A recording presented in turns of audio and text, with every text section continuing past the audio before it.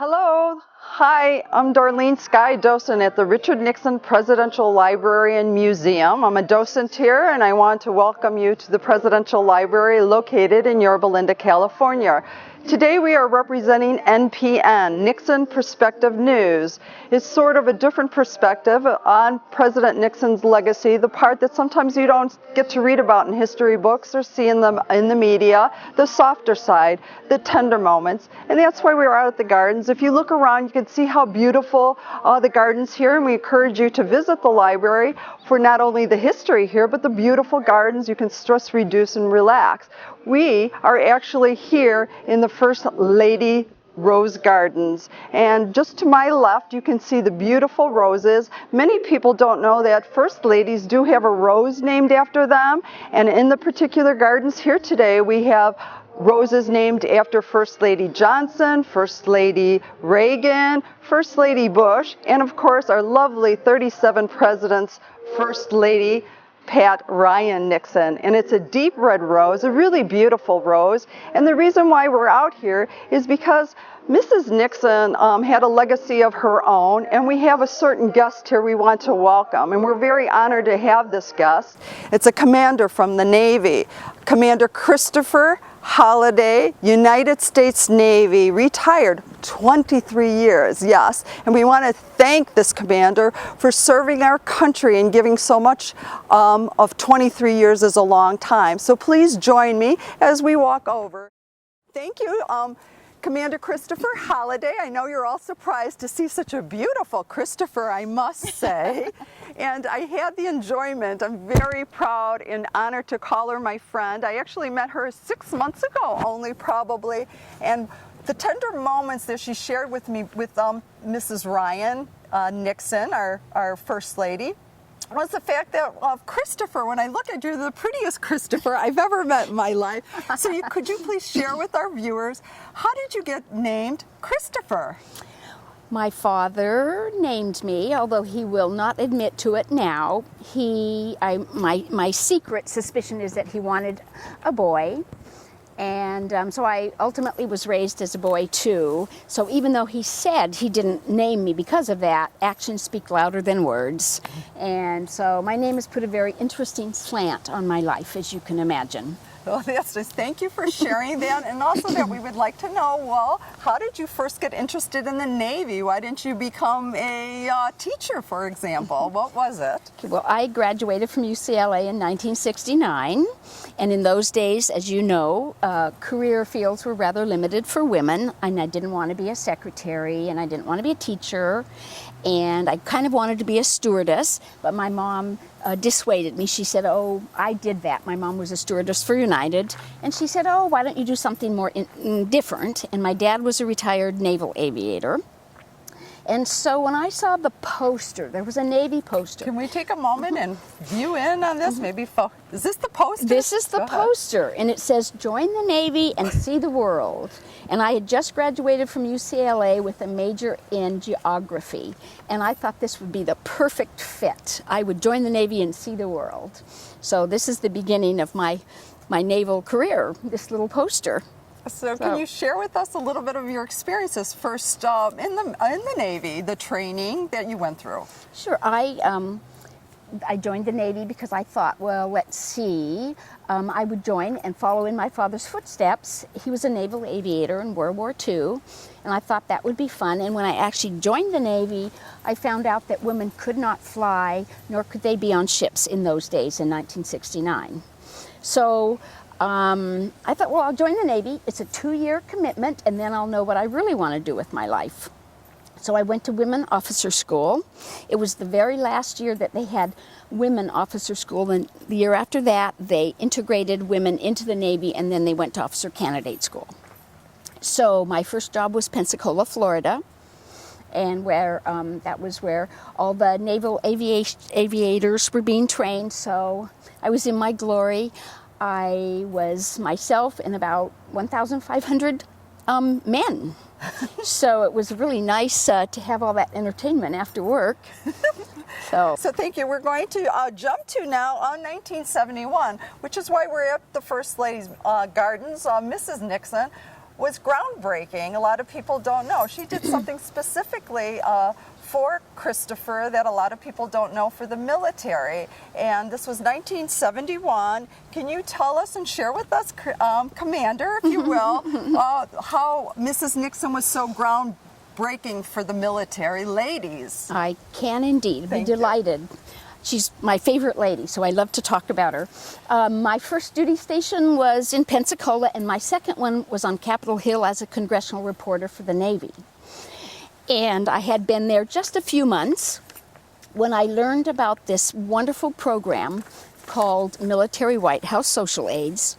And it was for just a very elite few, 30 men, in fact. And it was, it had been established in 1880 in the Grover Cleveland administration. And these were people, military single male officers who assisted at White House functions. And Mrs. Nixon had just decided that women should be part of the program. And very fortunately for me, I was selected as the first woman naval officer to be a White House social aide. Wow, that's indeed an honor. That's what she did for me and lots of other women. So viewers, did you hear that Mrs. Nixon was the first lady to pick a first woman in the military to assist her in the White House? And that's really exciting. I know, Christopher, you shared with me some fun stories about what happened in the White House. It's something about the trot and the gloves when you were allowed to have a drink. So could you share that? It's a fun story. Sure. My boss was Lucy Winchester, who was the social secretary of the White House. And our jobs as military aides was to take guests to and fro the White House, take their coats, lead them to the room, put them in protocol order if they needed to be seated, put them in protocol order for any receiving line. This is the very first lesson we learned as a White House aide. It was called the turkey trot. And this was how to help reluctant guests to leave, because nobody ever wanted to leave the White House. They I'd love to be there. So they just lingered and lingered and lingered, and sometimes we had another function in the same room in half an hour.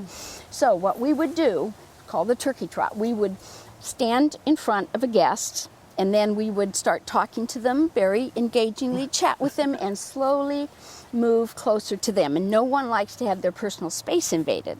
So the guest would back up, and this would be all towards the exit door, and we would all work together, all the aides, and before a couple of minutes we had the room cleared of guests. That was the turkey trot.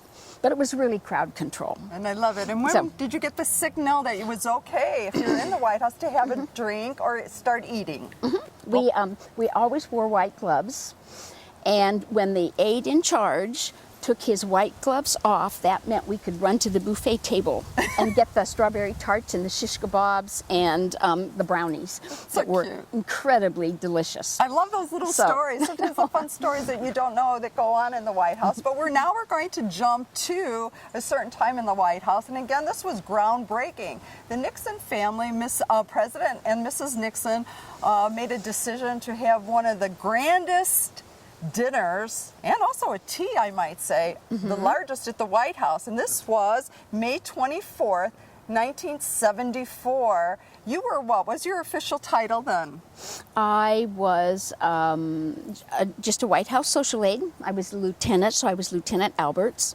And the White House designated me as the liaison officer between the White House and the Department of Defense to organize and coordinate the POW dinner. Okay, for those of the viewers who don't know, what does POW stand for, and what is the implication in that? Oh, the POW stands for Prisoner of War, and one of President Nixon's promises to the American people was to end the Vietnam War and bring home the POWs.